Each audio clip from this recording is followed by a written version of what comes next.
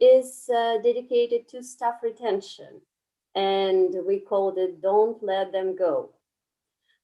Today we have very interesting speakers, experienced professionals that will share their insights, share their useful information, useful tips about staff engagement and about the ways to retain staff, and you can use them in your work. This year we also plan to have another webinar, and if we can, if our speakers confirm, then we will announce the exact date and topic. Again, we will announce it on our IFC Quality webpage. Let me remind you about the features, the useful features. So this is the IFC Health webpage. This is how it looks. This is how it looked a while ago, because it is always updated with new information and new materials. If you scroll down to the bottom of the page, this is where you find the recordings of our past webinars. And they are all to date now, so no delays. All of them are there. For today's webinar, you can use the chat function. If you have a question or if you have a comment, if you have a difficulty, you can use the chat function below on your screen. There's an icon with a text field, and this is where you can press and chat and type your comment. You can choose whether you decide to address the comment to all panelists or to anyone in particular. Another useful function is the Q&A. This is where we encourage you to ask questions, and this is where you will see the response to your question. We always monitor your questions, so if we can, we will respond to it right away. If not, then we will contact you with the response. This is how you start the question, and then we answer it in the same field, and it moves to answered or dismissed.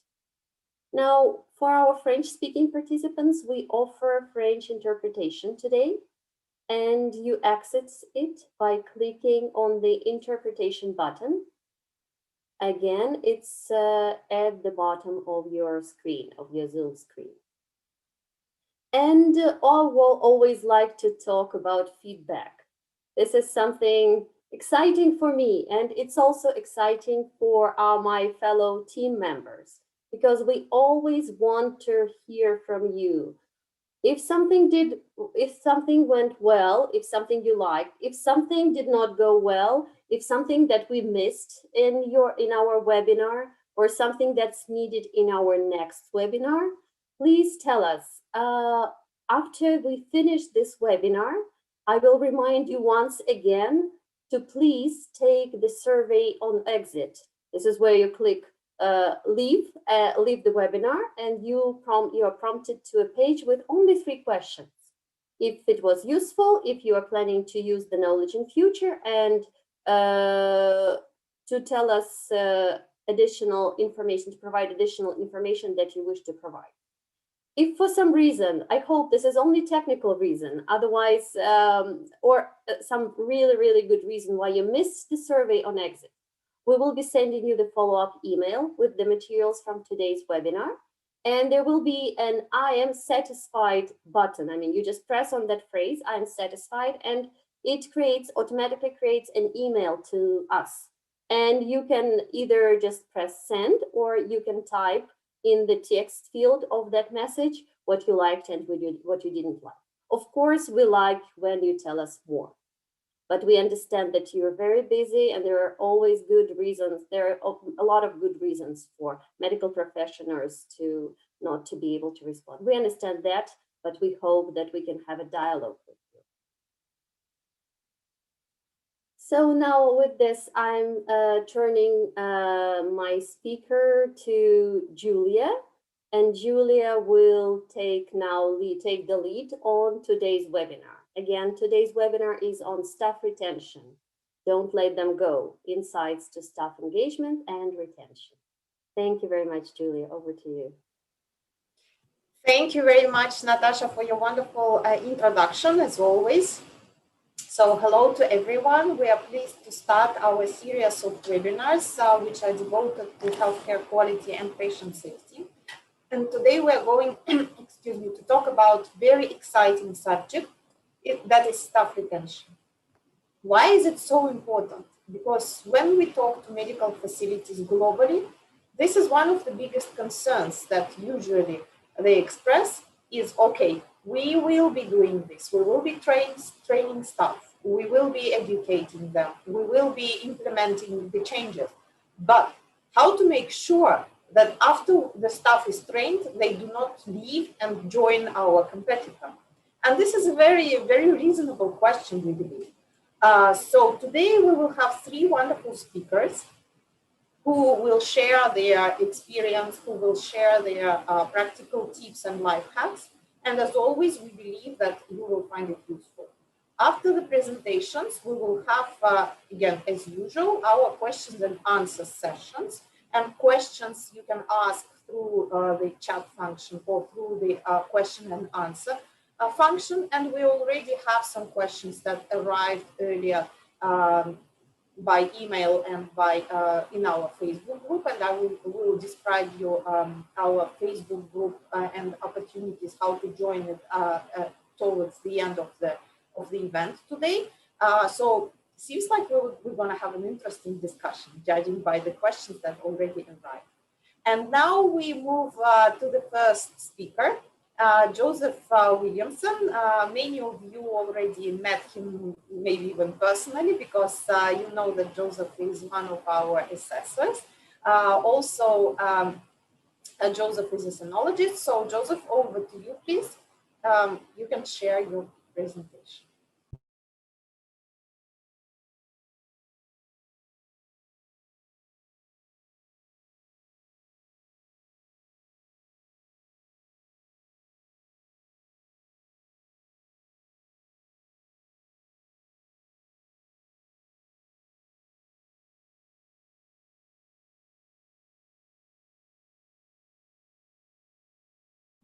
Joseph, you are on mute.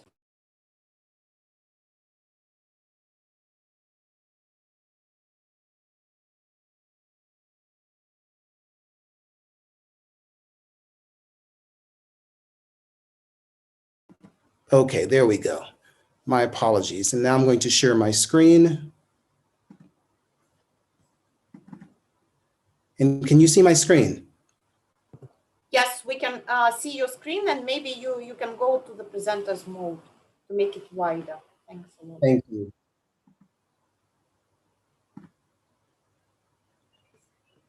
Okay. Thank you very much. Thank you and welcome to all that are on our presentation. We appreciate you taking the time out to tackle this very important subject of employee retention and employee engagement. And I think one of the reasons that I titled my presentation Employee Engagement is because that is an important part of the retention process. You know, one of my medical mentors always told me that employee relationship is no different from any other types of relationship. If you're not engaged in the relationship, there's no skin in the game. There's no reason for you to stay in the relationships. And so one of the things we noticed with employee engagement as I managed a busy hospital, I realized that if my employees were not engaged, it became very hard to hold on to those employees. And engagement was not just about getting the employee in their 5th or 6th year of work and then all of a sudden figuring out how to keep that employee there. Engagement actually started from before you hired that employee to figure out what the culture of your organization was. And we'll speak a little bit more about that. But before we get in there, I just want to give you some stats. There was a 2020 study in the year 2020 that was done by an HR research institute called Glint, G-L-I-N-T. And you can easily look this up on the internet. It's one of the consultants that we used in our hospital in the US to look at our employee engagement. In that study, they asked various HR professionals what they thought about staff engagement. And in the US in 2020 was very interesting that 47% of HR professionals, HR managers, thought that staff engagement was very good in their organization. Now, when that same study went into the organization, they found that there was, and I don't have it printed here, about 15% of the employees that actually agreed with the HR professionals, which means that there was a disparity between what HR thought and what was actually going on in the staff. More than 50% of the employees thought that their experience was tied up with senior leadership. In other words, when the employees were asked, well, why are you so disengaged? They said, well, it has to do with senior leadership. Now, we know that this is a little bit skewed because employee engagement actually has to do with both leadership and the employee. They have to come together at some point. They said that when you asked the employees, why they were disengaged and what was one of the main things they would like to do to be engaged, they said a sense of belonging at work. The inspiration to actually come to work was a huge part of their engagement. And we see that in our nursing staff a lot because nurses routinely are overworked. It's not even about salary. They're very overworked. And so they come to work very discouraged in the first place. And it's one of the reasons in the US and the UK that we have a high nursing turnover because they go to other things that are less stressful where they feel that they're getting recognition at work. And the ability to grow was at the top of the list why employees were disengaged. Now, that's very interesting to me because if you asked me, being an administrator, I would say it was the salary. I would say my employees were not getting paid enough. But when the poll actually looked at it, it was because the employees could not grow anymore. Now, we know that from nature, if you put anything in a situation where it can't grow, it dies. And so we found that with our technicians, with our doctors, with our nurses, with even our floor staff, that if they were put in a situation where there was no chance of advancement, they were coming and doing the same thing day in and day out, their manner of speaking was very dismal. So that was an interesting thing. Followed up by I looked, going back further, a Gallup study, and Gallup is another company that we used for evaluating our employee engagement. If you look at the money cost, the actual financial impact of having disengaged employee, we found that in disengaged employee, there was 37% higher they were absent 37% higher. And there was 18% lower productivity in disengaged employees. Now, if you're talking about in a situation where employees are just building wheels or employees are just sitting behind a desk pushing paper, that may be acceptable. But we're talking about employees that are responsible for patients' lives. So that 37% and that 18% translates into patient treatment. It translates into readmission. It translates into increased infections. It translates sometimes into death. So we have to pay very, very important note to that. And if you're looking at it from a business point of view, employee disengagement had a 15% lower profitability margin, which means your disengaged employees are actually minusing 15% of the profitability from your medical institution. So if you look at it, in a spreadsheet, we found that if your employees were making $10,000 per year, out of that $10,000, a disengaged employee would make $3,400 less than that $10,000. Now, my HR professionals are very, very interested in financials. So when you start speaking to them in this manner, now all of a sudden people start paying attention to why are employees disengaged. So let's go through a couple of things. Let's ask ourselves a couple of questions. What is employee engagement? What is employee engagement? Why do we need employees that are engaged? Because if you ask most doctors or most HR, they said, look, we just need people to come to work and do their job. That is no longer accurate. We cannot do that anymore, especially in high risk and high stress situations.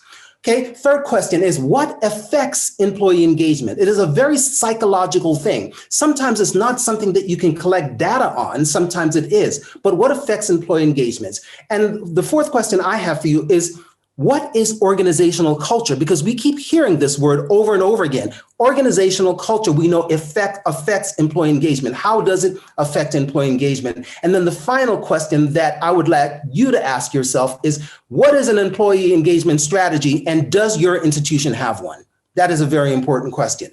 So engagement, we know, equals better healthcare. We know from research and we know from looking at patient care that the more engaged your employees and your staff are, the better healthcare they're going to give to your patients. Now, that goes beyond that, because if you actually think about it, if you have a disengaged staff, you're going to have disengaged patients. And if you have disengaged patients, it's a recipe for nightmare, because we've seen examples where disengaged patients don't follow medical advice because they're not connected with the people that are giving them care. Diabetic patients will not follow your advice when you go home because you've not connected with them. We did this whole thing on patient engagement, and we know that engagement of the staff is closely connected to engagement of the patient.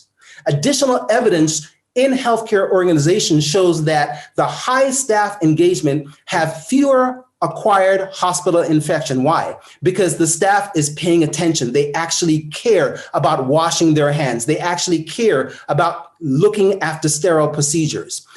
We know that engaged staff make significantly fewer mistakes. Why? Because if we're talking about tracking sentinel errors, we know that to track a sentinel error, you have to actually write it down, right? You have to keep a log of the errors that are made in your department.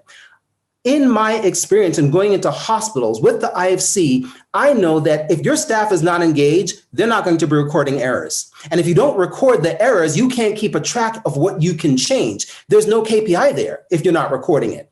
We know that in addition, engaged staff leads to better patient outcome because the patients are treated better, they pay attention to instructions better, and you have a lower readmittance rate. Also with a lower mortality rate and a better patient experience. So basically, look, what is employee engagement and what is it based on? So scientifically, and when we look at employee engagement psychologists, they're actually organizational psychologists that go into places of employment, especially hospitals, and look at the staff as a whole to judge how they're treating patients and what's going on with that. These scientists say that the engagement is based on three behaviors. One, what is the employee saying about where they work? That's very important. Because when I go into my hospital, I start listening. I start listening to the nurses and the orderlies and the porters, how they talk about where they are. You can tell how engaged your staff is by listening to their conversation about your own department. Because what I found is when my staff was not engaged, that department was getting negative marks in their conversation. Oh, it's too crowded. We're too busy. You know, the work is too hard. Now, that work may not have been harder than last year, but this year they're less engaged and their tolerance is lower. Two, the second behavior is stay. The desire of the staff to be a member of the organization. Now, some staff, you'll find you ask them why they come to work, and it's very simple, to get a paycheck. If your majority of your staff is saying this, you have a problem because a paycheck will not re-engage those staffs. It may go a little bit to line their pockets or to satisfy them for a moment, but people do not necessarily stay at a job, okay, because you raise their pay $10 an hour. It's not going to happen. And the third behavior that you have to look at your staff is how they strive. Okay, we literally had technicians and nurses that would say to me when at the top of their engagement, look, we know our shift is over in 12 hours, but you're busy. So can we stay another 5 hours and complete the shift to help the staff that's coming on? This now I know is an engaged staff because they're not looking at themselves anymore. They're looking at the organization as a whole. In the US, of course, we're hit with snowstorms every now and then. And I remember this one young lady stands out in my head, and she had worked a 24-hour shift seeing patients. Snowstorm hits, and I'm walking around looking for volunteers to work the night and to also take their 4x4 vehicle and go pick up doctors. She was the first one with her hand up. I said, look, you've already worked 24. She goes, no, it's okay because this patient needs it. That is an engaged staff. But how do you get your staff there? That's the question. How do you get them to actually act like that? So you have to understand the levels of engagement. Every year, we went through our staff and looked at our staff based on these 7 levels. And we segregated our staff. And actually, as managers and administrators, we put our staff in these 7 levels. And I'll go through real quickly with you. You first engage an employee, and everybody's familiar with that. That's the employee that doesn't want to come to work. He talks badly about them, about the place of work, and he really does not want to be there. He's only there maybe because of the paycheck or because he needs, something to do during the day. Then you have the struggling employee. The employee that is going, yes, I'm disengaged, but I'll still be here. I'll still just keep my mouth shut and do what I'm supposed to do. That's a struggling employee. And every day he struggles with his managers, his supervisors. He really doesn't want to be there either. The inconsistent employee, okay, is one that waffles between whether he's engaged or whether he's great. That's a problem because someday he comes to work and he's great. He's doing things at top 10. Other days he comes to work and you'd think it was a different person. This is probably the most dangerous type of employee to have because you never know who he's going to be on a different day. One day he may be a surgery tech doing great surgery, and the next day he's forgotten to sterilize the pack. You see? So you don't know how to judge that kind of employee. These are the kind of employees that we would take and put in a special category and they would need special coaching. Then you have the average employee, which most of your employees are going to fall into that average land where they come, they do their work, they go home, they're okay. There's nothing great about them, but they're just okay. And then almost last is you have the good employees, the employees that you can put in any department and they'll work, but they're not striving to do anything extra. And then finally, the great employee, like my employee that I gave you an example of that was willing to drive around and pick up other doctors to come to work. Now, just 3 of the ones I'm going to go over with you out of those 7. Your engaged employee, okay? The employee that is 100% turned on almost 100% of the time are the employees that are going to come to work and work with a passion and feel profound connection to that hospital or that company. They are the employees that are going to drive your innovation. They're the employees that are going to say, Joe, you know what? Instead of having this kind of equipment, I've noticed that we've had this kind of patient. Let me give you an example. In our emergency room, we noticed that our emergency room throughput when it came to ultrasound and radiology was dismally high. In other words, patient would wait a half an hour for an x-ray, which would increase the time they spent in the emergency room. So I was scratching my head trying to figure out how to get this throughput down because we all know if you work in a hospital that ER throughput pretty much dictates how your hospital runs because you're admitting people on different levels and you don't want anyone staying in the ER longer. So I had one employee contact me and they came into my office and she said, look, I have an idea. Instead of having the patients go to the radiology department for their x-rays and their ultrasounds, why don't we create an x-ray and ultrasound room in the main ER? And that way the patients don't have to go anywhere and the doctors can get the results right away. And we put a radiologist and a sonologist in the ER. I said to myself, I wonder if that would work. We actually incorporated that and it reduced our ER throughput time by like 30% because patients did not have to go to radiology for those simple kind of tests because we realized that a lot of the patients that were getting radiology tests was either ultrasound or x-ray. Now, yes, we had our CT and MR patients, but those were minimal compared to those that were getting these portable tests.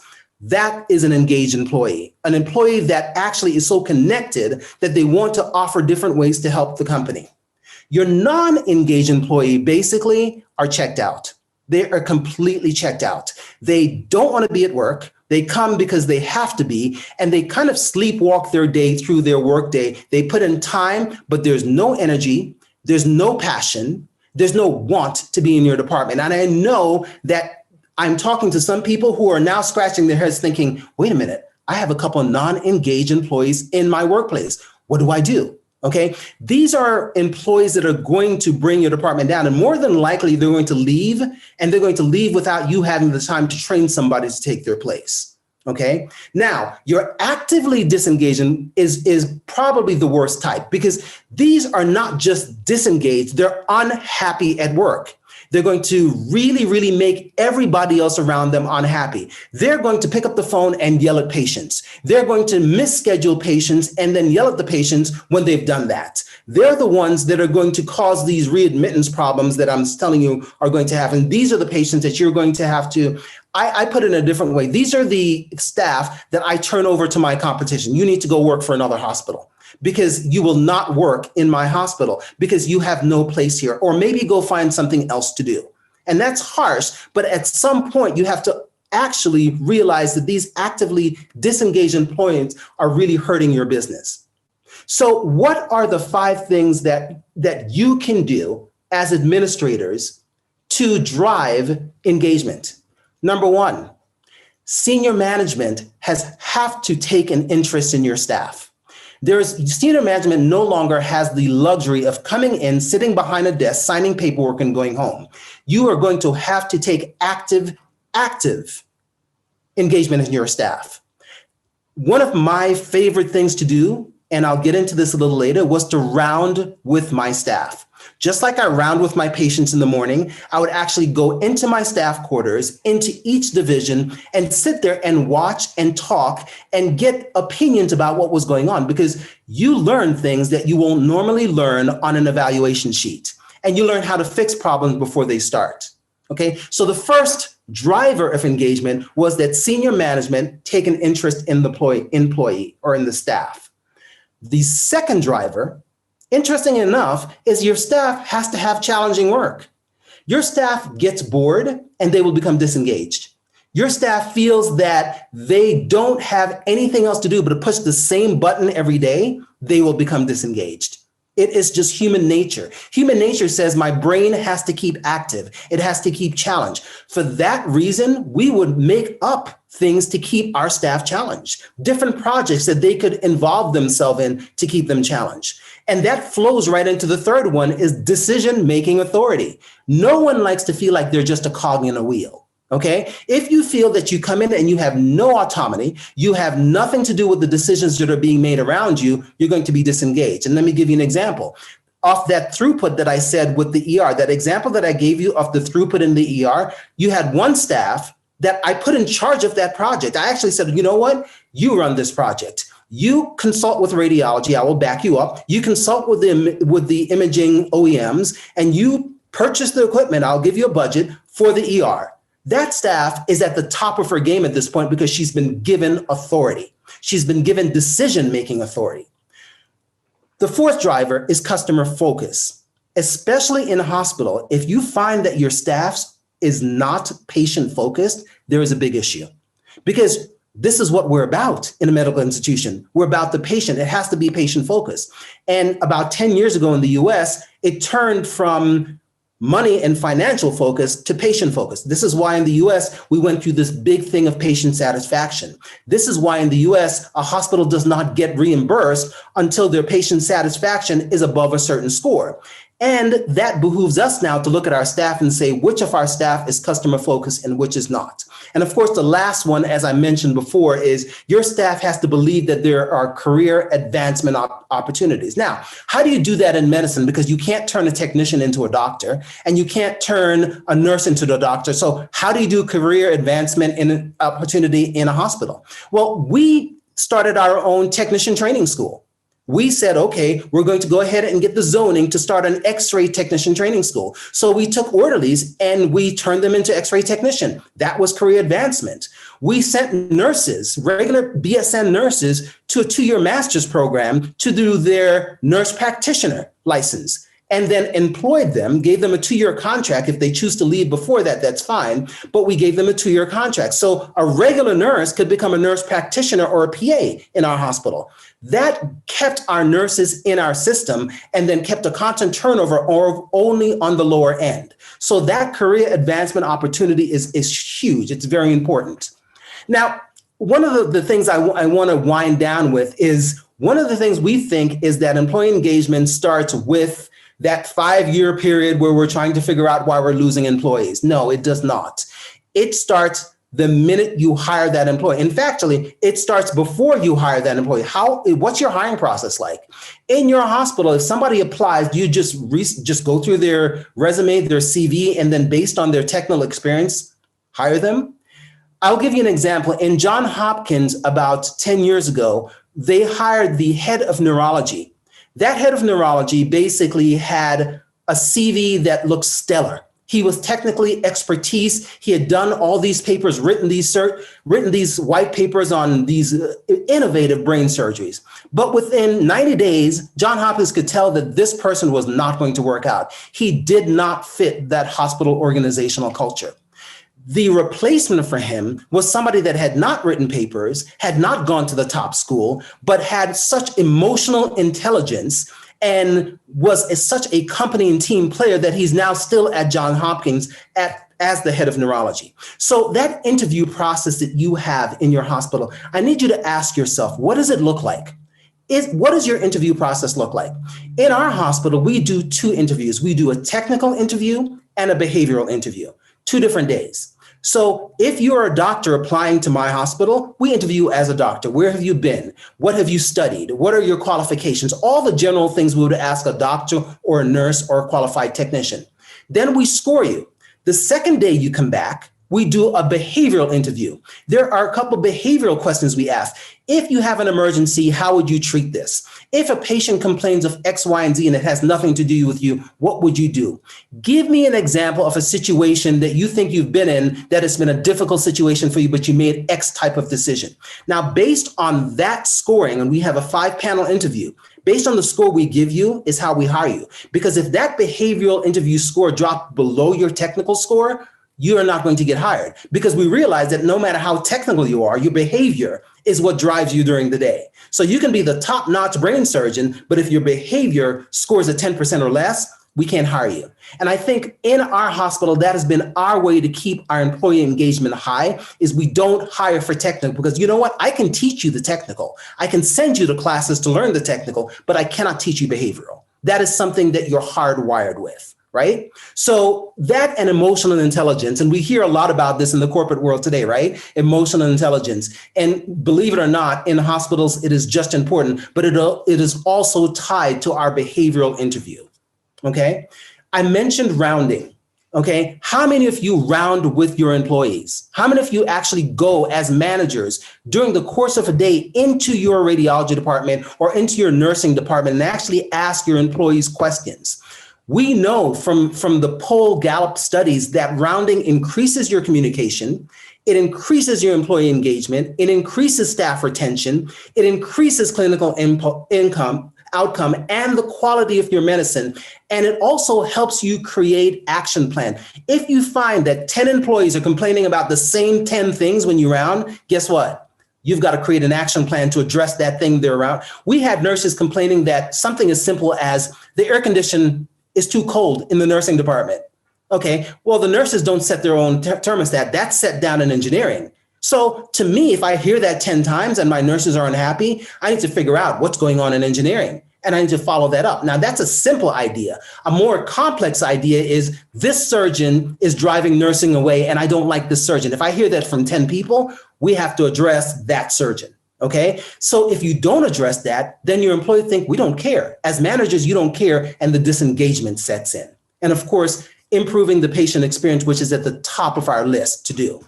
Okay, and I think that most of you who have this presentation, you really need to take a look at this wheel, and you really need to make this a basis of your employee rounding. We do it once a month. In our hospital, we round once a month on our employees, and then we take what we've learned and sit down as managers and go over what action plans we need to change to make our staff happier. A couple of the questions we ask our employees during the rounding is, do you know what's expected of you at work? Now, that seems like a very simple question, right? You'd be surprised how many employees waffle on that question. Okay, I'm an X-ray technician. I know I'm supposed to take X-rays of patients, but is it my job to, and then you fill in the blank. Is it my job to stay with the patient once the nurse isn't there? Is it my job to transport the patient back and forth from radiology because we have porters for that? So your employees need to know exactly what's expected of them. That job description has got to be specific, and it changes. If it changes, you've got to change with it, okay? Do you have the materials and equipment to do your work right? Now, we talk about infection control, but we haven't given them hand washing stations. We expect them to wash their hands when they come out of every patient's room, but the sink is all the way down the hall. That creates a very frustrated employee because I'm grading her on what she's supposed to do, but I'm not giving her the equipment to do it, okay? At work, do you have the opportunity to do your best every day, okay? Am I creating an environment where you feel like doing your best? In the last 7 days, or you can use a week or a month, have you received any kind of recognition or praise for your good work? Does your supervisor or someone at work seem to care about you as a person? Is there someone at your work who encourages your development? These seem like very basic questions, but these are some of our most popular rounding questions that we use in our rounding forms. And you'd be surprised, once we start getting a lot of no's on these, as managers, again, we sit down and say, okay, what's going on in this department? Why does the lab have the lowest engagement? Because their answers to these questions are all no. Okay. So lastly, I want to close up with this. What is organizational culture? I think this is hysterical because organizational culture is basically the sum of the organization's values, traditions, beliefs, interactions, behaviors, and attitude. Guess what? Guess how many organizations do not know what their culture is? I guarantee you won't guess.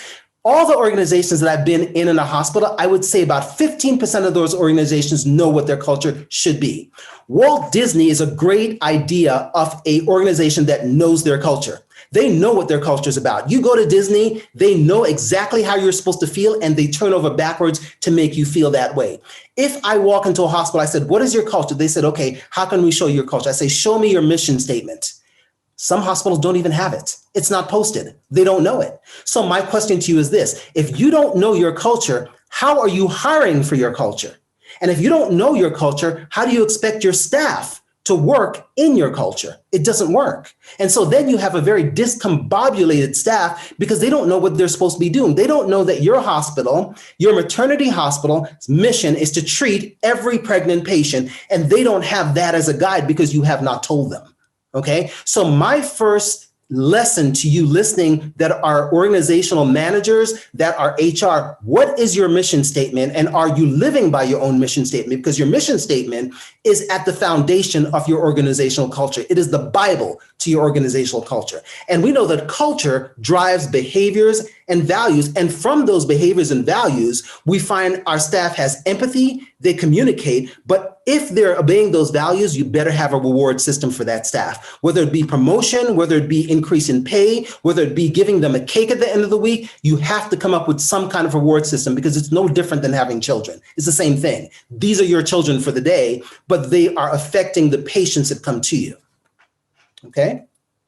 So the best practices, in closing up, the best practices for staff engagement is very easy. It's actually so simplistic that we've not sit down and looked at it as managers. One, we need to focus. You need to focus on your patient experience. And I bet you expected me to say focus on your staff engagement. No, because if you're focusing on your patient experience, you know what your patients want, then you train your staff accordingly and you hire accordingly. If you're working in a geriatric hospital that you know it's all patients over 60 years of age, you don't hire someone that used to work on the labor delivery ward and loves babies. It doesn't work. Okay, so you focus on what your patient engagement is and you hire accordingly. And you allow yourself to change perspective because that may change. So you give your staff training as they change. The second thing is create. Create a consistent message to your staff because consistency reduces anxiety in your staff and your patients. If you have a different message for your staff every day, they're going to get anxious because now they don't know what to expect from you. And then the patients don't know what to expect from them. And so you create a vortex of chaos. So make sure that your mission statement and whatever message you want to get across to your staff is expected and it is consistent. And the third is measure. How do you measure if your staff is consistent or not? You're going to have to create graphs and charts, and there are plenty of available models and tools to do this. Measure the progresses to fix the mistake, because if you don't measure it, you can't fix it. So if you don't know that your staff is dissatisfied with, a surgeon in a certain department, you can't fix that problem, but you won't know until you ask them. And you have to focus efforts on standardization of that staff also. Okay. So building an engagement process, it's never going to end. If you are a manager for 10 years, you'll find that process is going to change every year. As your staff grows, as they change, it's going to always change. So don't expect it to be a concrete thing that you're going to put into place once and never revisit it. This is why I say rounding is a great thing to find out how you have to change that process. And also the engaged environments do not happen overnight.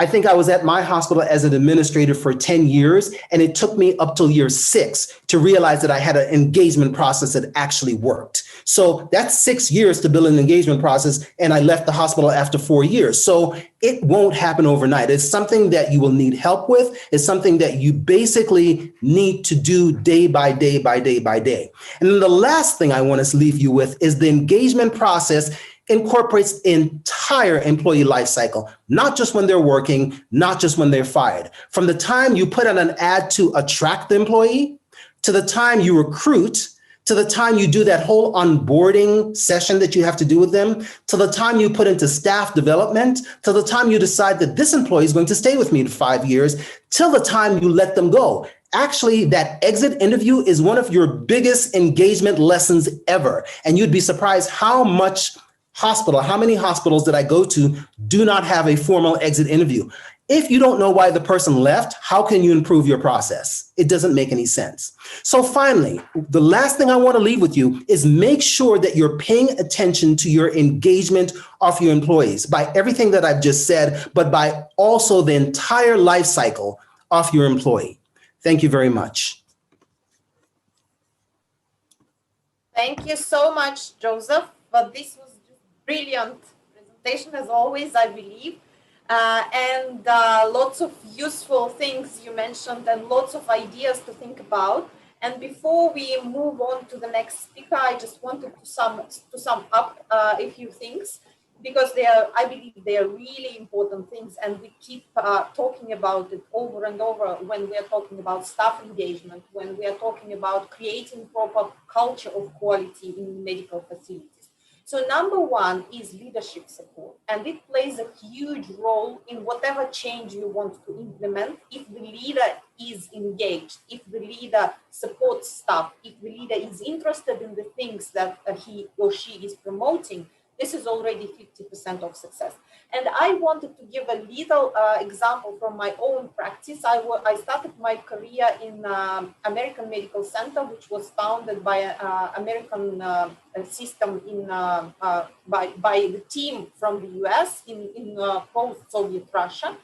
And the big change for us here was that any employee, even like nurse assistant, could reach out to the leader, to the CEO or CMO whenever they needed, with suggestions on change, with questions, etc. It was so innovative for the whole market of healthcare that nurses were literally queuing, wanted to be employed, not because of the salary, they said. We are coming because we can be heard and our opinion is respected. So now we are moving to the second important point that Joseph made, is opinions of staff should be respected, roles should be delegated, so there should be some decision-making power, as Joseph said. This will help you implement whatever change you want. Let it be staff engagement increase, let it be quality culture or whatever, it will definitely help. And third point that I was going to make, which you can also use as a sign. So what is the right culture for a healthcare facility? Culture where there is initiative, desire to help each other, desire to suggest some changes, as Joseph again mentioned, because some staff working in certain conditions might know better than the CMO sometimes how to improve his daily routine. So if you say, if somebody asks you for help and you are eager to help, it means you don't have burnout, you are not overloaded, you work as a team. And the sign of bad culture, to me personally, based on my experience again, is when you ask a person about something which is not related to his daily responsibilities, maybe like, what's our mission? Have you seen the policy from that department? Do you know if that department, who is on duty in that department today? They understand it's not their job responsibility and they are not interested in it. The answer is, I don't know. It's not my responsibility. It's a sign of a lack of engagement. It's a sign that something is wrong with the culture and it has to be treated as the patient is treated with the medication. It requires help. So I will pause here and we move to our next speaker, Dr. Zishan Ben Isyak. Dr. Zishan already was a speaker in one of our webinars, so probably you met him before. Dr. Zishan, the floor is yours. Thank you very much. Thank you, Julia, and thank you, Joseph, for an outstanding presentation. So let me see if I can share my screen.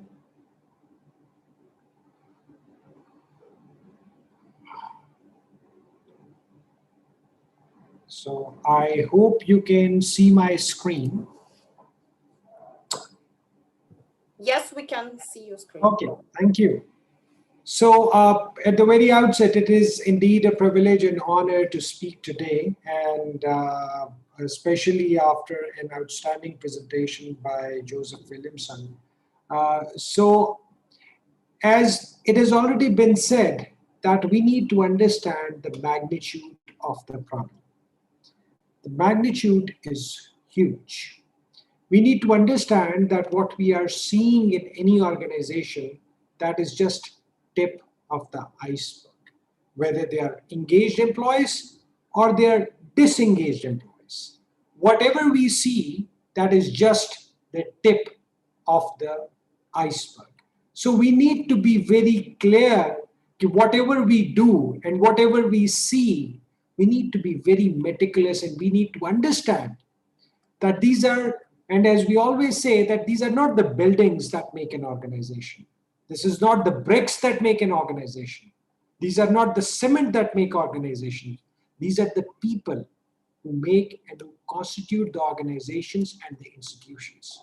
So we need to find out that whether they are engaged or they are disengaged, whether they are with us or they are not with us, whether they want to stay or they want to go, and we must make sure that we don't let them go.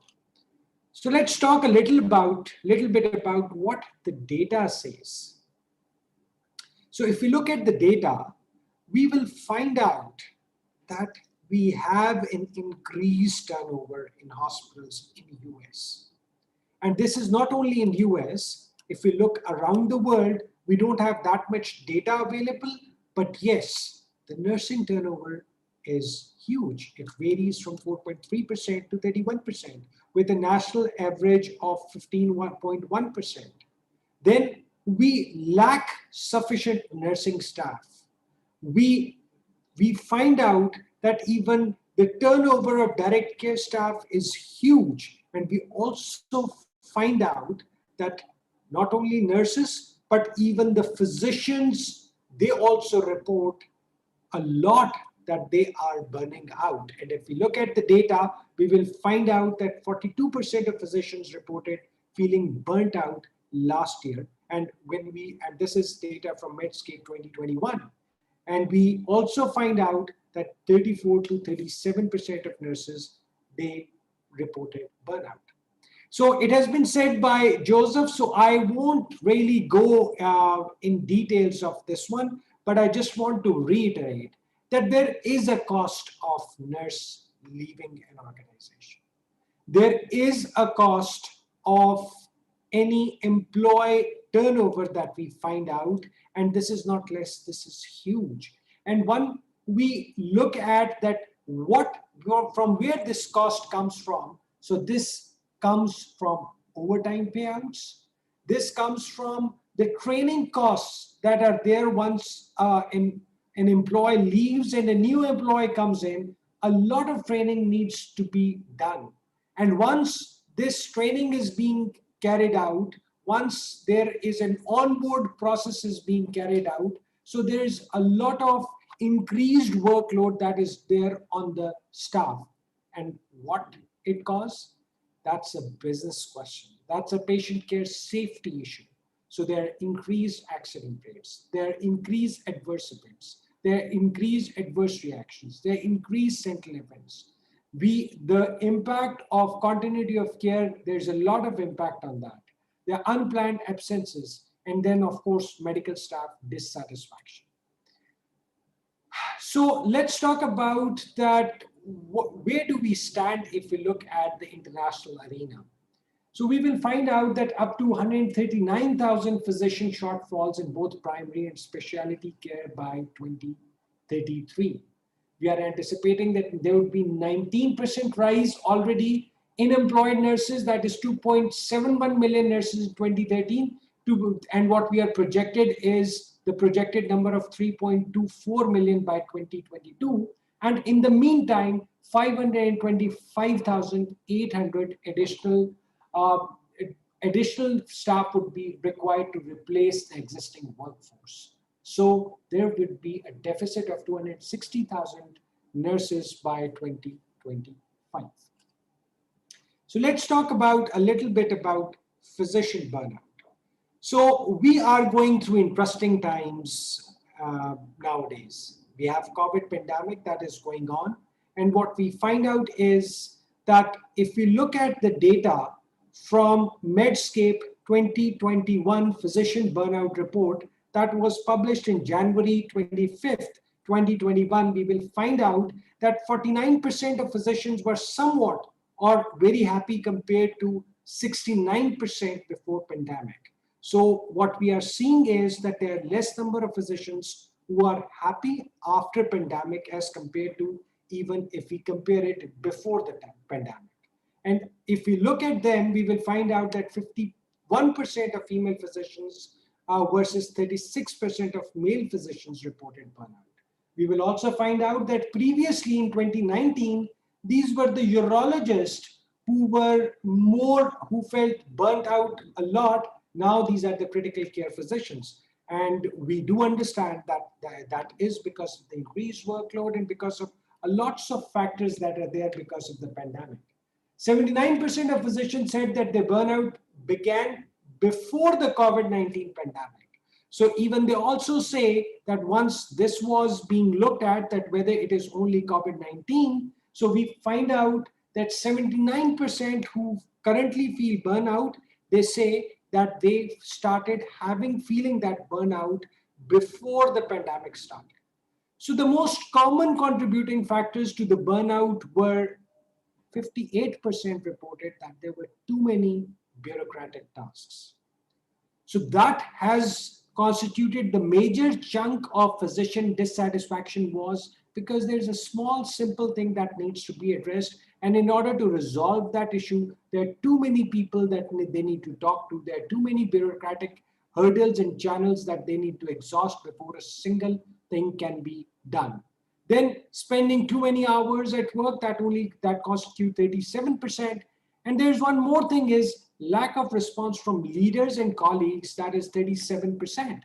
So this is what Joseph has discussed in detail, the impact of leader rounds, the impact of leaders' engagement, the impact of leaders' involvement in the staff. So that has caused a lot of disengagement as far as the physicians were concerned.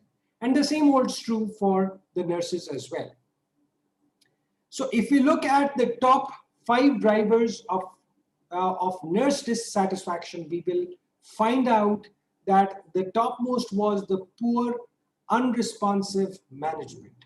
The second one was heavy workloads. The third one was low compensation. The fourth one was inadequate staffing. And the fifth one was lack of respect and appreciation from management. So physicians reported similar issues, but one major contributor was role of comparative performance measures. So let me talk a little bit about that. So what we find out that even if you look at the standards and ongoing professional practice evaluation, that's really on the rise. And what we are finding out is that the organizations, they identify areas of achievement and potential growth related to behaviors, potential growth, and clinical results compared with other medical staff members, and where possible, they also do external benchmarks. So sometimes this peer competition, this benchmarking, this internal benchmarking, sometimes the physicians have reported that rather than we being evaluated as one team, we being evaluated as individuals and then benchmark with other physicians, sometimes that is something that bothers us.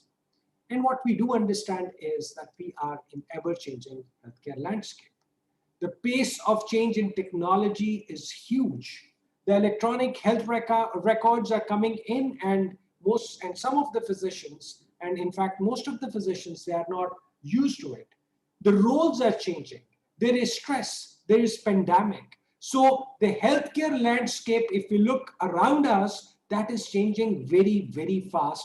And that is also something that we need to look at, that once we say that we want our staff to be engaged, once we say that we want our staff to be involved, once we say that we want our staff to advocate for us, for the organization, and we don't want them to leave, then we need to understand that what are the challenges that are there, and we need to first identify them, and then we need to prioritize them, and then if possible we need to resolve them.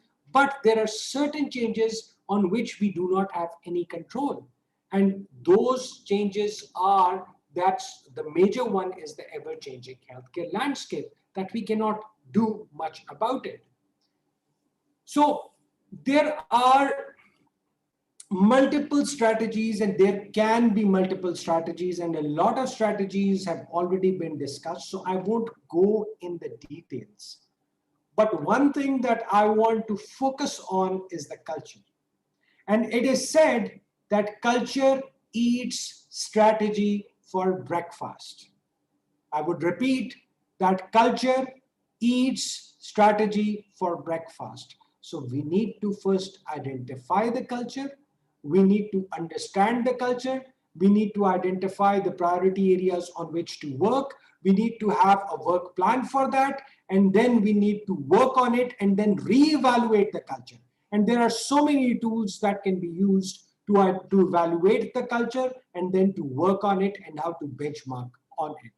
So compassionate and just culture aligned with organization's mission and vision. So it is important that we include culture. We include compassion as one of the major pillars of the organization's mission and organization's vision. We need to have a transparent ethical framework. We need to have a pivotal role of nurse managers in developing culture of retention. So we do understand, and sometimes in some parts of the world, we do understand that there is a hierarchical structure within healthcare organizations. So we need to overcome that. And it would be a process this would not be done overnight. So it would be a process, but we need to start that process. We need to initiate that process. And then we need to have key performance indicators and then have governance oversight of those indicators. And then we need to include culture as part of those indicators, and we need to find out that how that works. So there are certain strategies that do not impact morale or retention. And once we say that do not impact, again, these are all relative terms. So some people believe that increasing the pay of an individual, we are going to have a great morale and a great retention. So studies, they do suggest that yes, they are helpful, but they have a very less impact.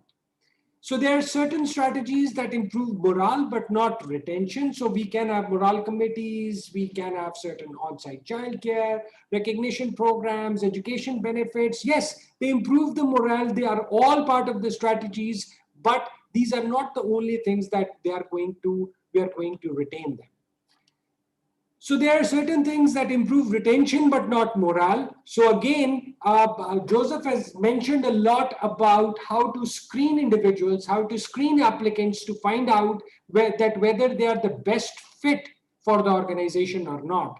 We need to understand that screening of applicants with the right behavior, with the right EQ is important. And I would second what Joseph has said, that we can train them the technical skills, but we cannot change the behavioral aspect of their personalities because they're already been hardwired. So we need to understand that these are the individuals who create a culture in an organization. So it is important that we are very careful that which applicants and which people are we allowing them to enter in the organization, and then we need to monitor them. I won't go in the really in the details of it, but there are different, employee engagement levels. So there's cognitive engagement, there's emotional engagement, there's physical engagement, and then people start advocating for the organization, and that is when they really feel that they are part and parcel of the organization.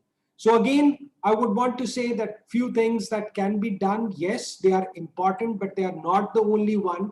They are active physician nursing engagement. People do it different ways, have committees, staffing, rounds, all those things. We need to have competitive compensation that's there. We need to have fewer hierarchical structures. What we have found out over the period of time is that hierarchical structures, if they are fewer, and if you can have less bureaucratic hurdles, sometimes that improves staff engagement and staff retention.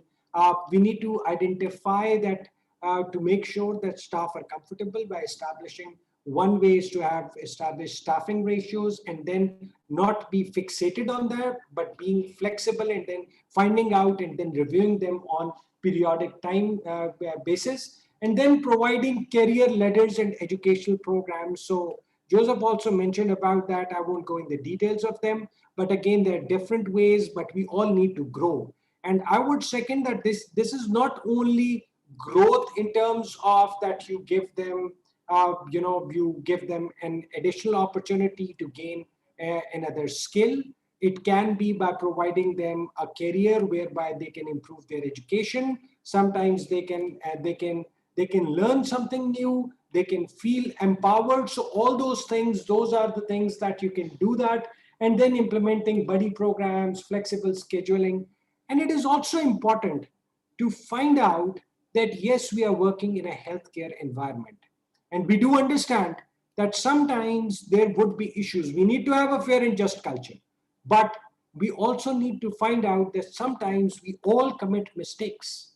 And as part of those mistakes, if any mistake is being committed by any individual, it is not the individual or the patient that suffers.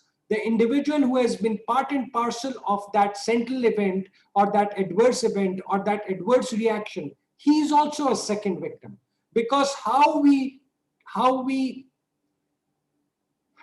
deal with our staff, because everyone is looking at it, and whenever there is a central event and whenever something bad happens, the entire organization look towards that one individual, that what is happening to them, because everyone feels that this can happen to me as well, maybe tomorrow, maybe today, maybe after a month or after a year or after 2 years time, we don't know. So we need to find out that what that person feels, and that is the time that if you deal with that person, you find out that how broken that person is. I'm not saying to that we need to get away with the erratic behavior. We need to get away with those people who are frequent absconders, those people who really do not follow the policies and procedures. But I'm saying that if we have a good culture, if we have a fair and just culture, we need to find out that how that person feels.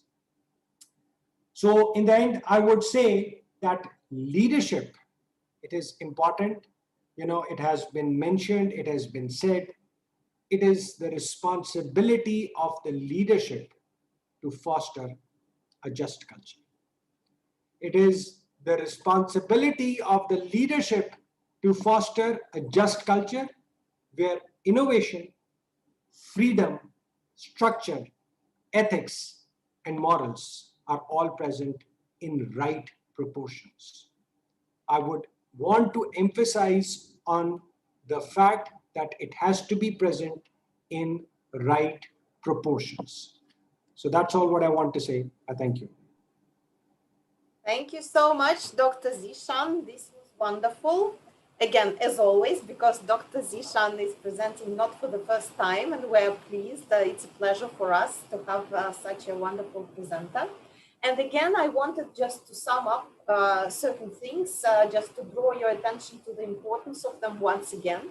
So number one, as Dr. Zishan said, different methods reach actually different targets.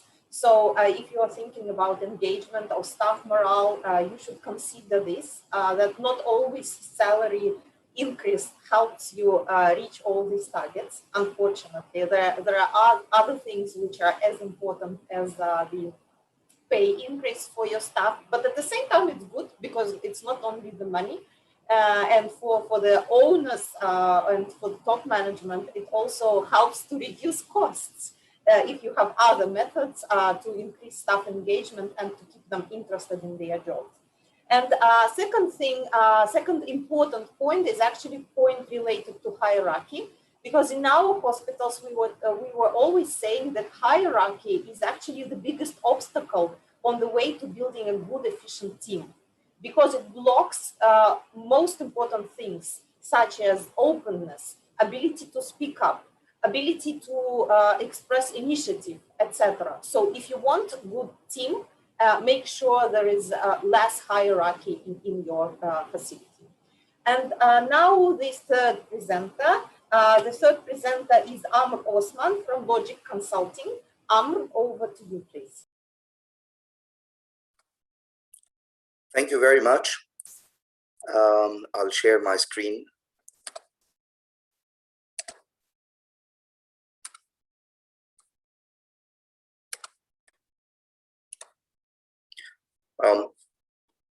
Hello, everyone. It's a great pleasure to be on this webinar, and I'd like to extend my gratitude to the IFC team for the very kind invitation.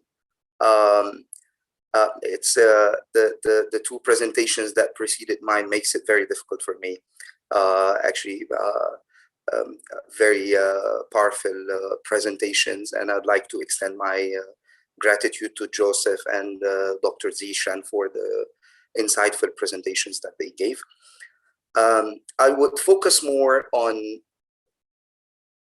practical insights on how to make retention happen, with emphasis on succession planning as an enabler for retention. But before I go in depth into that, I'll take one step back and try to summarize the answer to a very tricky question. What motivates people? What motivates people to stay? What would make people stay? Because it's very controversial, and there are so many researches and statistics that says the number one factor is this, the number two factor is that. But I think the bottom line is to understand that we have to differentiate between motivators and hygienes. And to better understand the meaning of motivators and hygienes, we need to dig a bit deeper. Hygienes are basically essential work environment factors. So if we look at this brilliant model that was developed by Henry Hertzberg, it's a classic one, but I always believe a good theory is a best practice. So I thought of just adding it last minute. If we look at the 6 factors that he calls hygiene: peer relations, pay, supervision, work environment, job security, and policies. Those 6 elements would never make an employee highly satisfied.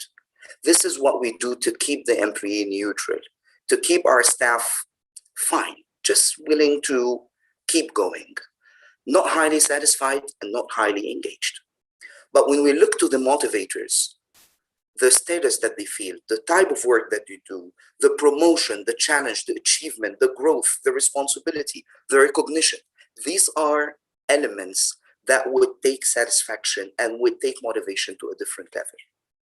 So it's very, very important for us to stop and think about what we think we're doing for our people to make them happier and to make them more productive, and accordingly make them willing to stay.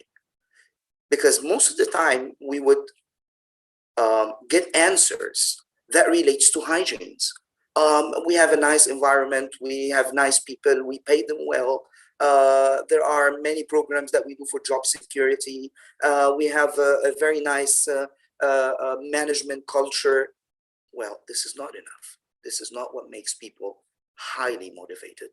This would get them midway. And I would like to quote Dr. Zishan when he said, culture eats strategy for breakfast. For me, coming from a business background, it's a scientific fact.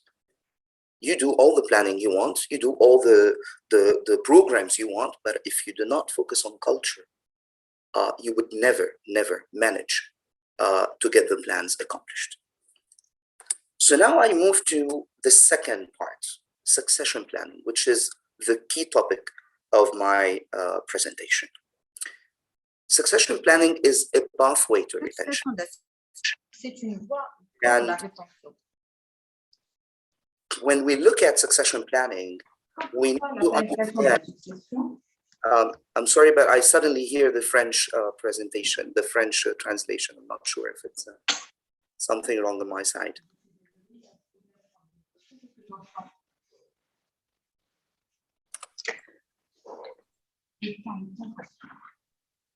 We hear something as well. We'll try to resolve this. Sorry about that. Scheherazade, can you please mute?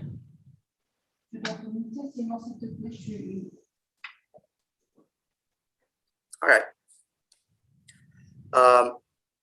So basically, I would quote Joseph when he said that growth is the #1 enabler for people to be engaged.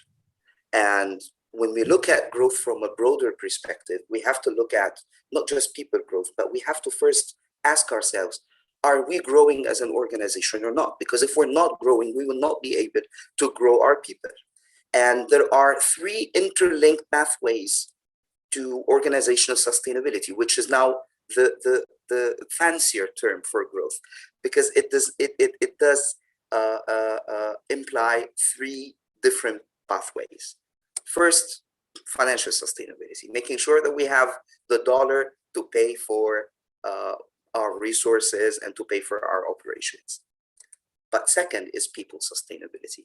We need to make sure that we have the talents that we need to do what we need to do and to perform our job and to serve our patients. And third is process sustainability. We need to ensure that our operations will continue to improve and will continue to be better. Well, having said that, let's just put it in the back of our minds and get to the real questions on succession planning. And I have 3 questions that I plan to answer in my presentation. The first question is about the cost of succession planning. So what does it really cost to have successful succession planning programs in any organization? Because I'm going to tell you, it's not cost-free. It will cost. And the second question is structure. Is it an enabler or a restrainer? We're all proud of our organizational structures, and we invest a lot of time working on formalizing the structure and detailing the structure and improving the structure. So is it an enabler or is it the other way? And the third question has to do with retention itself. And it's a bit of a tricky question. Is the ultimate objective to retain people, or is it to retain know-how? Because definitely there is a limit to retaining people. People would eventually die. If you assume that someone starts his career in your organization and retires in your organization, this makes what? 50, 60 years at most, assuming that he retires at the age of 80 and starts work at the age of 20? Well, this is way shorter than the age of an organization, which needs to grow way beyond that. So for me to answer these 3 questions, I'll focus on providing you with practical insights on each one of these. So to start with the costs of succession planning, first of all, we need to understand that succession management is not just planning. It's strategy, system, and culture. Most of the time, when we think about succession planning, it's driven by the fact that Professor X is retiring and we need to figure out something and we need to find someone to fill in his shoe. Same applies on other key people. In this sense, succession planning is actually crisis management. This is not succession planning. when we talk about succession planning, we're talking about establishing a sustainable system that is part of our DNA as an organization that continuously focuses on identifying potential successors and developing potential successors and building and enabling and nurturing culture, which I will come to in a while. So that's the first thing we need to understand. And that's the first cost element of succession planning. It will take a lot of effort and time, and it will take a lot of your energy and priority to make succession planning happen in its broader sense and not just on the short term, like most of the organizations I have seen would actually do. The second thing, investing in identifying first-line high potentials. You cannot imagine the beauty and the energy that you can find when you get in touch with the first-liners. Most of the time, executives are so detached. They meet with department heads and with the senior staff most of the time that they leave little room for interacting with people and really knowing people. And when I say investing in identified high potentials, I mean investing, I mean money. I mean doing assessments and doing development programs, because in so many cases, we end up sending people to training programs that they don't need, and we end up sending them to conferences that they're not interested in, thinking that we're developing them. Well, not necessarily this is the case. But the second part of this point, the cost of succession planning, is actually a bit strange. When you do succession planning right, you risk losing some of your key people. And let me tell you, how does this happen? Most of the time, when you nominate successors, you nominate more than one. So you have a pool of successors for each position or for each person. And I would say minimum 2. So now those 2 potential successors would spend at least a year being joining shadowing programs and undergoing assessment and undergoing development programs till the big moment comes and we decide that X will be the successor and Y will not be the successor. Well, the bad news is the chances that you lose Y is very high. He's one of your best.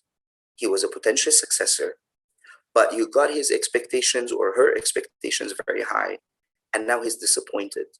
He would leave.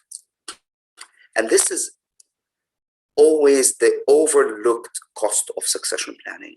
It hits us after it happens that we lost some of our key people when succession planning happened. But this is life. And I think part of our maturity as executives and professionals is to understand and accept that we're going to lose good people, whether or not we like it. It will happen. This should not refrain us from investing and doing our best to not to make this happen, but being realistic, we have to accept that eventually it will happen. Moving on to the structure. Well, the first thing, we have to understand that without a career path that is vertical or horizontal, people would not see a reason to stay. People stay because they're interested in what's coming next. If I put it in very simple words, if they cannot see what's coming next, they will not stay. If the only way for me to grow is to get promoted and my manager is there, he's not that old and he's just joined, well, it seems that I'm stuck. And the only reason for me to grow is for this manager to leave or to die. That's it. So basically, the challenge here is the fact that the new reality is that either we grow fast or die slow. And this applies to any organization in the world. This applies within the organization to individuals. So the first challenge under structure is how to overcome the formality of the structure and the limitations of the structure. I would add that there is little room for innovation when it comes to hospital structure, because it's a very structured industry with structured practices and standards that leaves, I would not say no room, but leaves limited room for innovation when it comes to org structure. But the thing that you can do is to focus on job enrichment. So maybe I will not change my job title, but I'll change the job content. I would do things that would keep me interested and would make me want to stay. And we have to be careful when we do that in differentiating between the different job families. And mainly we do have 3 job families in a healthcare setup: the physicians, the nursing, and then the admin and non-medical staff. So when we do job enrichment, we have to go across the board and cover the 3 job families with careful planning. And here's an interesting insight. We have seen multinationals, maybe not healthcare organizations, but it's a trend that is happening in multinationals and in the big companies, where they create very slim structures and they focus on what I call informal structure. I have seen this happening in one of the hospitals that I worked with for 5 years as a strategy consultant in Egypt. And creating informal structure is mainly enriching and enriching jobs and making people interested in what they do by doing parallel things, having special programs, being part of committees, being part of specific task forces. Well, so I would keep doing what I'm doing, but yet there is something else that I'm doing on the side that I like it. And going back to the factors that Joseph actually mentioned, and he said, I would refer back to his slide, he mentioned 5 factors: senior management interaction with employees, challenging work, decision-making authority, customer focus or patient centricity, and finally, career advancing opportunities. Well, if we look at this pathway to job enrichment, we would find that it addresses at least 4 of these 5 factors. So now an individual contributor is working with top management, but on a specific task. The structure does not allow this, but this task force allows him to get exposed and to express himself and to grow. This is number 1. And now he or she is responsible for something. He's making decisions. He's engaged. He's going the extra mile. He's feeling appreciated and rewarded. Yet he's on the same box on the structure. He did not change. He did not grow. He did not get promoted. He's just having more interesting time in the hospital, doing the informal job that has been assigned to him. I think this is one of the most effective ways of engaging people away from the challenges of the org structure. Moving to the last point, when we say retention, are we talking about people retention or are we talking about know-how retention? I think the answer is very clear. We retain people because we want to retain their know-how. And for this to happen, we have to prioritize process assets, not just policies and processes, but lessons learned and guidelines and documentation in general. This is an endless journey that whenever it starts, it will never end, with focus on 2 things: automation and documentation. Automation makes you more capable of achieving process sustainability. Documentation makes it more possible for you to achieve process and people sustainability. So this would take a different mindset that does not look at retention in the sense of making people happy. Yes, but we retain people in order to sustain our organization. And we know for a fact that we cannot retain them forever. So the only way we can retain know-how is by focusing on documentation and focusing on automation and creating what they call a learning organization, where process and learning and knowledge assets are everywhere, and it's part of the DNA of our organization. This is extremely, extremely important. Then moving to the last point, culture. Again, culture eats strategy for breakfast. So without building a nurturing culture, which I summarize in 2 words, beliefs and rituals, having the right beliefs and doing the right rituals where people get to understand that this organization is people-centered. And believe me, this is the true definition of patient centricity. If you want to focus on the patient, you need to focus on your people and make them able to do what they are supposed to do so that they serve the patient. In business, we say you have to serve the internal customer in order for him or her to serve the external customer. And this will never happen without a nurturing culture that allows support, allows coaching, allows people to genuinely care about each other. If this does not happen, well, bad news. Nothing of succession planning and retention programs would actually work, because eventually people would act according to how they feel about the organization. So yes, succession planning is a key enabler to job retention, but it's not that simple. And there are a lot of considerations that we need to take in mind. I try to cover the key questions and key challenges and focus on the practical insights that I hope would make a difference and would be insightful for you to go back and think about them and try to apply them in your organization. Thank you very much for your time, and I'm looking forward to your questions. Thank you so much, Amr. This was very interesting. And actually, we have so many questions coming and so few time left that I will not even be summing up because I think the presentation was very straightforward. I just wanted to make a small announcement and I'm going to share my screen. It's about the new things that we started in IFC in order to help you improve, in order to guide you. Yes, Amr, can you please stop sharing? And I will share my screen. So 1 second.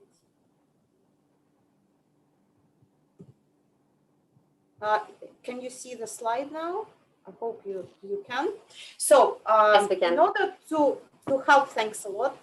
So in order to help you get knowledge, sharing, discuss interesting experiences, cases, etc., we actually created a community of practice on Facebook. And on the screen below, you can see the link. This is an invitation. If you use this link, you can join this community. And again, we believe that you will find it useful because there we are going to post multiple tips and life hacks. Various interesting cases will be described there, like cases from daily practice of hospitals or some trends or interesting achievements. And also you will have a chance in the comments to discuss it with such hospitals as your hospital, but from somewhere around the world, because this is a global community. So we believe it's a unique chance really to share experience and to share knowledge. This is point number 1 I was going to make. And then I'm also excited to say that we developed in IFC online training modules. So these are modules on various quality-related subjects. So the first 2 modules are devoted to isolation practices and hand hygiene. Basically, as you can guess, this was inspired by the COVID pandemic, but then we decided why should we stop and limit ourselves by only these subjects which are relevant these days. And we plan to extend the list of the online modules. We tried to make them very practical. They are free of charge. So we believe you and your staff will be able to go through these modules, fill in the gaps if you have any gaps in these areas, and believe you will find it useful, maybe refresh some materials, maybe assess yourself, and then implement certain practices, and this will make your practices safer and make your patients safer and your staff safer.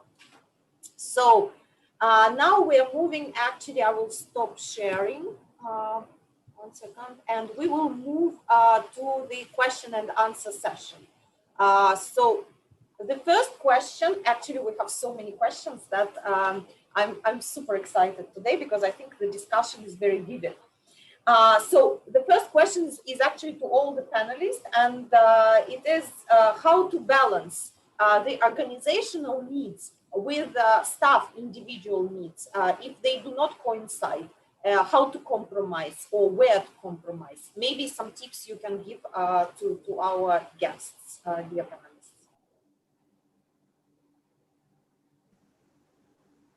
Well, if I can start, Julia, I would have to say that this is a very, very dynamite loaded question, because the balance between staff and organization has got to be really, really thought out carefully. The first thing we have to figure out is what is compromisable and what is not. Okay, in your head as a manager, you have to know what things you can compromise on and what things will cause you to say to that employee, you can no longer work here. And that has to be clear cut. That has to be given to the employee on the first day of work. In that employee handbook has got to be a list of things that these are non-compromisable rules of the employee, and everything else we can sit down and talk about. And I think what I've found is in most hospitals, this is not done. It's not in the employee handbook. It's not in the employee culture that, for instance, yes, you can be late 5 times, but if you're late 6 times, we won't really count it a big deal. So that is not there. So I think that the first thing, and I'll let my colleagues back this up, the first thing is we have to define what is compromised and what is not compromised. That's our first step. If I may add to Joseph, I think we need to link them together. There is a term in organization behavior that is called instrumentality. Basically, people work to achieve personal gains. They want to grow, they want to get paid, they want to feel appreciated. Well, you need to make sure that they will never get that without doing you what you need. So basically, if I'm not as friendly as I want as a hospital with the patients, and yet I get my paycheck in full, well, there is an issue here. So I think the key enabler is linking the first level outcomes that the organization wants to the second level outcomes that the person wants through this instrumentality, and making sure this is the only way people would get what they want.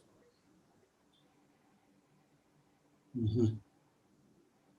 Okay, thank you very much. And the next question actually relates to the previous one. Again, a matter of compromise. So today our speakers were talking about the external customer and the internal customer. So the question is whom to prioritize? Again, based on your experience. You know, can I answer that question, Julia? Yes, please, Dr. Zishan. Okay, so I think what Amar has said and what Joseph has said, you know, it's extremely important. And I would again say that first of all, we need to find out and we need to understand that these are the people who make organizations. So that's the first and the foremost thing. The second thing is that we need to, what we have said, I think I've said it and Amar has said it, that culture eats strategy for breakfast. So these are the people who build and who make culture. So that's number 2. And once you make a culture, and somebody has given me and what is a culture? You know, the worst action that is acceptable in an organization defines the culture of an organization. So somebody gave that definition to me. So that is what Joseph has said, that we need to have few red lines And again, I would want to say that once we say that there are red lines, it doesn't mean that we have lots of them. But we need to have a clear-cut focus. We need to have that culture needs to be aligned with the mission, vision, and values of that organization. So, and apart from that, and being in a healthcare organization, we do understand that we do exist because of a mission that's there. That's the reason for our existence, is not to make money. Yes, making money, it's as good as the blood, that the function of the hand is to really hold things, but it is the blood. Without blood, this hand is not going to function. And that blood are the finances. But that's not the reason for existence. And our reason for existence, being in a healthcare profession, is to help our patients, to help them reduce their suffering, to provide safe and quality healthcare to our patients, to provide safe environment for our staff. So again, we need to align that and create that culture where everybody works together as a team in order to achieve this common goal. Thanks a lot, Dr. Zishan, and it's great that you make this point specifically about the importance of mission and vision, because when we ask hospitals whether they have mission and vision, they are sometimes confused because they think it's not important. But basically, as Joseph earlier said, mission and vision are the guiding lights, and they explain everything to you. They explain to the team. They explain why these changes are being implemented, because the vision is to become the best in the region, for instance. And in this case, your employees will not be asking you questions, why should we do it? Because the other hospital is not doing this. Because you are going to be the best in the region. So mission and vision, do not underestimate them in your quality improvement work and in your staff engagement. So the next question is very practical one, and I think very important one. So say there is a hospital in a remote city in Kenya, and they are excited about what they heard today from all the speakers, but what should they start with? What advice can you give them on the journey of increasing staff engagement, and what tips can you give them? How to start considering its emerging model? So, Julia, I would want to quote Joseph over here. Joseph said that it is a process, and you are not going to do it overnight. So it is a journey, and it is not a destination. So you need to start small, identify small baby steps, and then work on that. The second thing is, one thing that we always, we need to understand, that employee engagement, quality improvement, patient safety, this is being part of a journey. This is not a destination. So different people in different organizations can be at different levels during their lifetime. So it is okay to be at this level and then graduate to the next level and to the next level and to the next level. So whether you are in a remote village in Kenya or you are sitting in Manhattan, it is a journey. You must embark your journey towards the destination, and you will never reach that destination because there is always a next step waiting for you.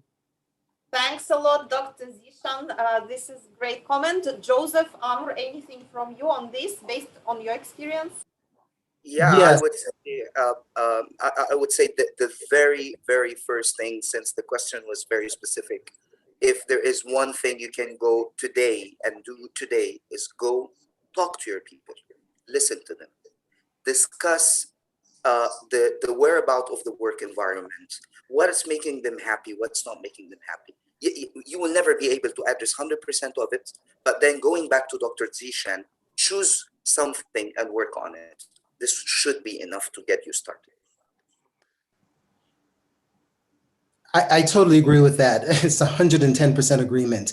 And that is called rounding. This is why I'm so interested in rounding. A lot of hospitals, they put all this effort into rounding with their patients, but no one ever rounds with the employees to find out what are the employees thinking. And then the last thing I would say is, if you're going to start a process like employee engagement, put 100% into it. One of the worst things I ever hear is, well, Joseph, we don't want to like put all this money into training and then they're going to go ahead and leave. Well, my question is, if you have badly trained employees and they stay, how well does that make your hospital? So I'd rather take the chance in training them well and have them leave than not training them sufficiently and have them stay. Thanks a lot, Joseph. Actually, we received several questions regarding measurements. Once we started to talk about measurements, do you have any formula or any index how to measure turnover and how to measure and assess staff engagement? Because several people asked us this question, maybe some resources that you can recommend. Yes, please. Yeah, there's a lot of resources that can be used. And of course, we can, Julia, email people these links that they can use. But, you know, the Gallup polls, which is the poll that we use to do our employee engagement, has free charts and free questionnaires. And I think the questionnaires are very important because they put you on the right track of the right questions. And I went over a few of them that we use to ask our employees every 6 months. So I would say to those participants that are here, we can email you those questionnaires. Thank you very much. Amr, anything from you on the formulas and methodology? Well, the turnover formula is very simple, and I think it's very easy for any organization to measure it. But the challenging part is measuring engagement. If I add one little thing to what Joseph had just said, yes, survey is your way to do this. However, I'm sure that the first survey you will launch will never give you indicative results, and you would go back and realize that you missed a few questions. And there are a few questions that were not indicative, and you would, the thing that you need to do is to make surveys part of the routine. We have to, every time we improve the survey, we relaunch the survey, we listen and analyze and see how things are changing and listen to the pulse of the organization. Well, people are more happy with this and less happy with that, and get some early warning signs on what's going right and what's going wrong. And besides those two main measurement tracks, I think it would be just overwhelming to look at complicated matrices to measure this. I think those are two straightforward measures that any organization can apply. And Thanks. Julia, just to add on what Amar and Joseph has said, you know, I would again suggest start small. And you can be at different levels. If you are just starting and you are willing to embark on this journey, start small, even start from one question. And it has to be a process, has to be repeated, and it has to be a routine. It should and must not be a one-time activity. Okay, that's wonderful. Now, very tricky question, very tricky, straightforward question, which relates to leadership and to payment, to the salary. So number one, it actually consists of several parts. So number one is, can a hospital that has low salaries comparing to the market retain staff? This is number one. And second part, if in the hospital there is strong hierarchy and the staff, frontline staff, they understand that their payment is not as high as it could be, but there is no contact with the leadership, like they cannot raise that question. So how to change this situation? How to approach it? This is a tricky question, I know, but interesting to discuss. It's a very, very tricky one. I'll try to start with a simple answer to the simple question. So can we, not paying high salaries, can we retain people? Well, a simple answer is yes, you can. It depends on how. Well, as I mentioned in my presentation, pay is not considered a motivator. It's a hygiene. It will never, this is not what makes people engaged. This is what would make people disengaged. And by the way, by definition, engagement and disengagement are not opposites. They're two different things. Satisfaction and dissatisfaction are not opposites. They're two different things. There are factors that will make you satisfied and factors that will make you dissatisfied. if the factors that will make you dissatisfied are properly addressed, this does not mean that you will be satisfied. It means that you will not be dissatisfied. So this is part one of my answer. Part two of my answer is job enrichment, as I was speaking, is one way of making people willing to stay, even if they're not paid. But the tricky part, if we talk about money, the number one reason people are not happy with pay is not the level of pay. It's the equity in pay. So if you have poor resources, make sure you do have proper grading structure and pay scales. Make sure that you're being very fair. Make sure that there is no freshly hired nurse that is paid more than a nurse that has been there for 3 years. This is what kills them. So if you just make sure that you're achieving equity and you're being fair, this is the maximum you can do in a resource limited setup in such a situation. So those are very two important factors: equity, job enrichment through additional factors besides the job description that a person does. And if I can add, Yeah, if I can please. add to that, the equity is, I can't even begin to tell you how important that is. And from experience, I learned the hard way. I hired an employee, and because they came from a trauma center, okay, I paid them more. Now, within a year, that had circulated through the department, and I found my engagement scores dropping. I didn't know why. And then when I started doing the research, I figured out that they're doing the same job, but because they came from a trauma center, I paid them more, and I had to correct that. And it cost me to correct that because I couldn't lower their salary. I had to actually bump my people's salary up to that. So that cost me a trip to my manager's office and some really harsh lessons. So the equity is extremely important. So if you're working in a low research setting and people are getting paid $10 an hour, then make sure that your top pay is $10 an hour based on experience, based on time there, but you're not going to pay the next person that comes in $15 an hour. It just doesn't work that way. And that will kill your employee engagement. So being the third one, answering the same question. So I'll just add on a few things. First and the foremost, fairness is the key, what Amar has said. But he has said, job enrichment. So I would add another word, job enrichment and empowerment. So sometimes that really helps. Empowerment helps the staff. And last but not the least, on a lighter note, my salary is less. This is a relative term. So you just need to make sure that you define, and once you are fair and you have a structure in place, so then, and it's very difficult to define that what is less salary and what is more salary. The important thing is that there has to be fairness. The system needs to be fair, and it varies a lot. It varies a lot how you look at that, what is a good salary, what is a reasonable compensation.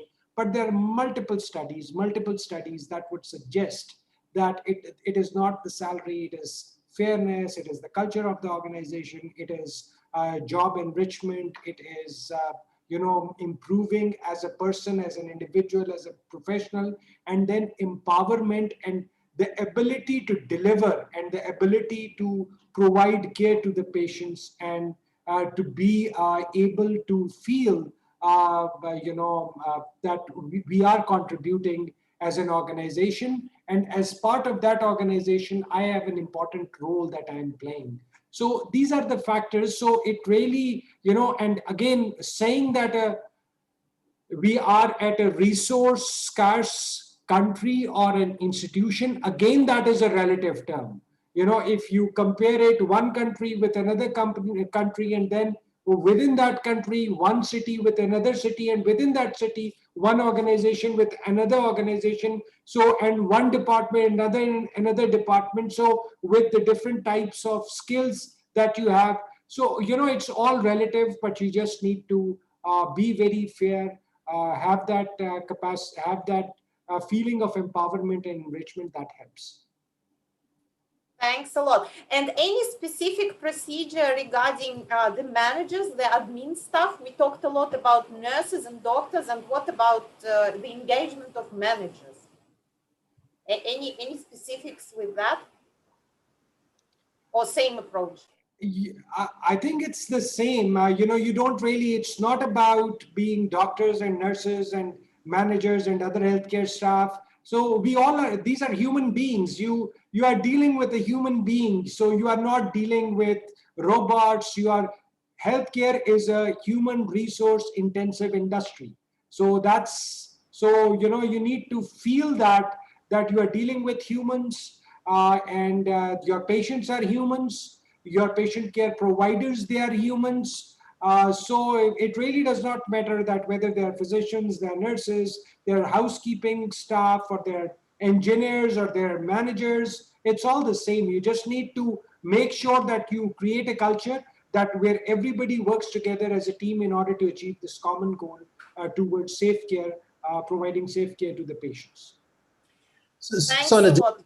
Yes, Joseph, please.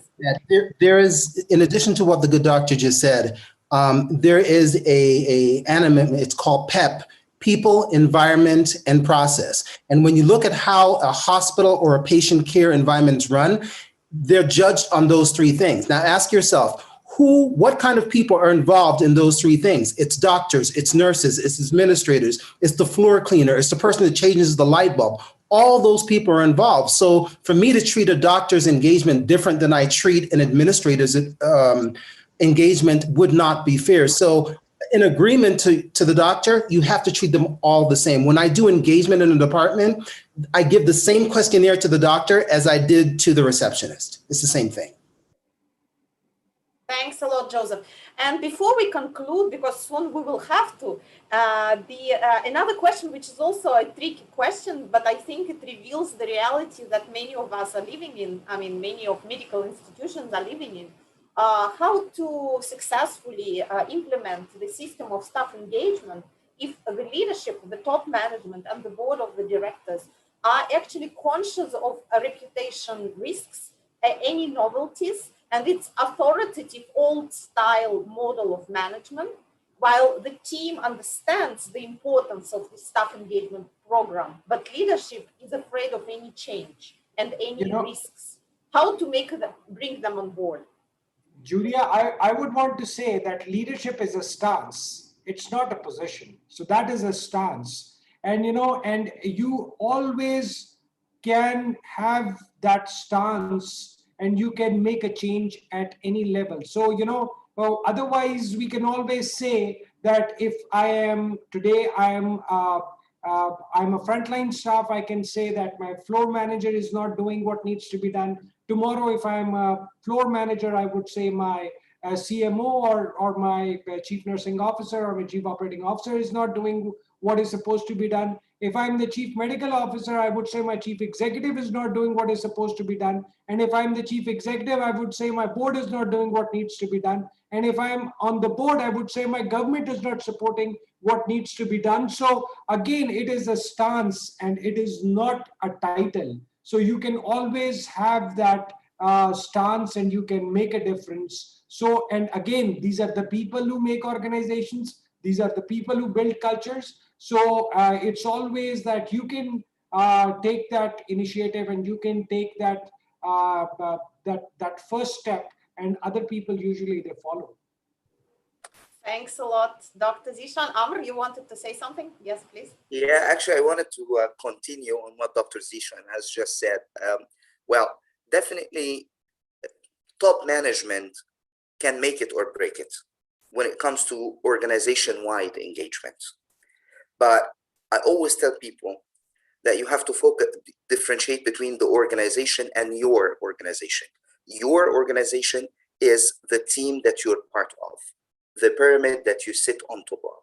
So you can be a middle manager and engage your people, even if the total organization does not promote culture of engagement. And we have seen this numerous times. We have seen bright points in the middle of darkness, if I can put it this way. You can see a very authoritative and old school hospital, and then you find this head nurse that somehow manages to engage people and create a very, very positive culture. So yes, this is an enabling factor, but it's not a deal maker or breaker all the way. You can make a difference within your organization, your pyramid that you're part of. Thank you so much, Amr. So we are running out of time. We've already exceeded the time that we claimed, as always, but I think it's nice to have such wonderful discussion. Yes, and the audience is still present, so it's a good sign. So sorry for taking more of your time, but I hope you understand why. I hope you found it useful. So a few organizational issues before we conclude. So we will share a short presentation of 3 slides with instructions how to find the access to the online training modules that we mentioned. Once again, I wanted to draw your attention to the fact that we now have issued 2 online training modules, but there will be more, that they are free of charge, so you're welcome to start using them. And also, you're welcome to send us the feedback, because that's what we are interested in. As usual, this webinar was recorded, so we will share the link with recording with all the presentations and all our speakers and questions and answers as usual. And the link for our Facebook group, we will also share as usual. So thank you very much for joining today. I think it was a very hot discussion, and I hope you learned lots of interesting things. I hope we inspired you to start changes in the area of staff engagement and retention. And we look forward to seeing you next time on our next webinar, and the date will be announced additionally. Thank you so much. Thanks a lot to all our panelists today. I think you were all very brilliant during the presentation and during the question and answer session. Thanks a lot. And if I may add, we saw that this webinar was useful. We saw the amount of questions you had. We saw the amount of comments that you were making, the thoughts that you shared. So please formalize this in the survey on exit that you will be taking upon clicking the leave button. Thank you very much in advance for doing that. This is important for us to continue to hold our webinars. Very much, Natasha, for mentioning it once again. Yes, your feedback is always very important for us, because we help you improve and we expect you to help us improve. So let's keep in touch and see you next time. Thanks a lot and have a great evening. Thanks, everyone. Thanks, everyone. Thank you. Thank you. Bye. Bye. Thanks a lot. Bye.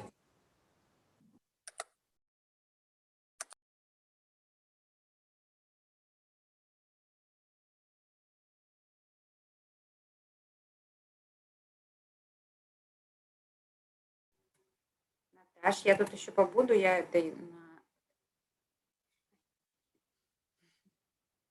Thank you very much for that. Wait.